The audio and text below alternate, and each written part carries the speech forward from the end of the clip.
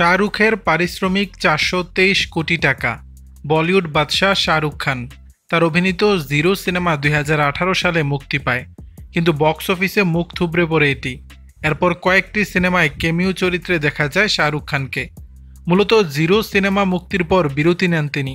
প্রস্তুতি নিয়ে 2020 সালের শেষ লগ্নে পাঠান সিনেমার শুটিং শুরু করেন শাহরুখ। সর্বশেষ 2023 সালে মুক্তি পায় সিনেমাটি। দীর্ঘ 4 বছর পর এই সিনেমার মাধ্যমে রাজকীয়ভাবে প্রেক্ষাগৃহে ফিরেন শাহরুখ। আর ফিরেই বক্স অফিসে ঝড় তোলেন শাহরুখ, পাশাপাশি দর্শকদের মুঠো মুঠো ভালোবাসা কুড়ান। এই সিনেমা 1000 কোটি রুপির বেশি আয় করে। 2023 সালের 25 জানুয়ারি মুক্তি পায় পাঠান সিনেমা। এরপর প্রায় 7.5 মাসের বিরতি নেন শাহরুখ। একই বছরের 7 সেপ্টেম্বর মুক্তি পায় তার অভিনীত জওয়ান সিনেমা। এটি মুক্তির পরও বক্স অফিসে নতুন করে ঝড় তোলে। পাঠান সিনেমার মতো জওয়ানের জন্য ভালোবাসা কুড়ান শাহরুখ। সিনেমাটি 1160 কোটি রুপি আয় করে। 2023 সালের 21 ডিসেম্বর মুক্তি পায় শাহরুখ খানের ডাঙ্কি সিনেমা।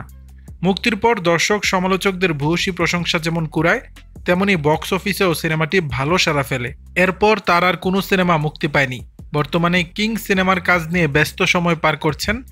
এরই মধ্যে জোরালো গুঞ্জন উঠছে দক্ষিণী ফিল্ম ইন্ডাস্ট্রির প্রভাবশালী প্রযোজনা প্রতিষ্ঠান মিথ্রি মুভি মেকার্স শাহরুখকে নিয়ে প্যান ইন্ডিয়ান সিনেমা নির্মাণ করতে যাচ্ছেন। আর এজন্য ক্যারিয়ারের সবচেয়ে বেশি পারিশ্রমিক নিচ্ছেন কিং খান। India.com-এর তথ্য অনুসারে মিথ্রি মুভি মেকার্সের ব্যানারে নির্মিত হয়েছে আল্লু অর্জুন অভিনীত পুষ্পা সিনেমা। এই প্রতিষ্ঠানের সঙ্গে একাধিকবার মিটিং করেছেন শাহরুখ। সর্বশেষ প্রতিষ্ঠানটির সঙ্গে চুক্তি স্বাক্ষর করেছেন কিং খান।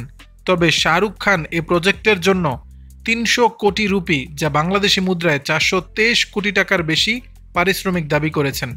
তবে শাহরুখ খানের ঘনিষ্ঠ এক সূত্র জানিয়েছে, শাহরুখ খান বর্তমানে কিং সিনেমার উপর পুরোপুরি মনোযোগ দিয়েছেন। বলা যায় তার সমস্ত শক্তি ব্যয় করছেন। চলতি বছরের শেষ নাগাদ নতুন সিনেমার বিষয়ে সিদ্ধান্ত নেবেন।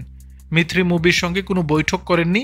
চিত্রনাট্যের বিষয়েও চূড়ান্ত সিদ্ধান্ত নেননি শাহরুখ। দর্শক, বিষয়টি নিয়ে আপনাদের মতামত জানাবেন নিচের কমেন্ট বক্সে।